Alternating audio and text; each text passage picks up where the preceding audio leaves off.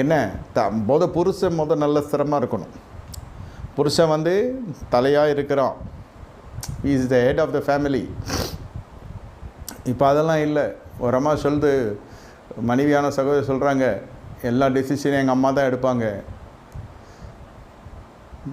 அப்படியே நான் அந்த திடுக்கிடுன்னு தகவலாக இருந்துச்சு எனக்கு. அந்த மனைவியாகிய பெண் சொல்கிறாங்க, எல்லா டெசிஷனும் எங்கள் அம்மா தான் எடுப்பாங்க. எங்கள் அம்மா உங்கள் வீட்லையா? நான் இல்லை, இந்த வீட்லேயே, புகுந்த வீட்லேயே தனி கொடுத்தனம் பண்ணதுங்க. அவங்க அம்மா தான் டெசிஷன் எடுப்பாங்களாம். எல்லாமே அவங்க தான் சப்ளை பண்ணுறாங்க. அன்ன ஆகாரம் முதல் கொண்டு உடை இருக்க இடம் எல்லாம். அதனால அவங்க அங்கே தலையாக காணப்படுகிறாங்க.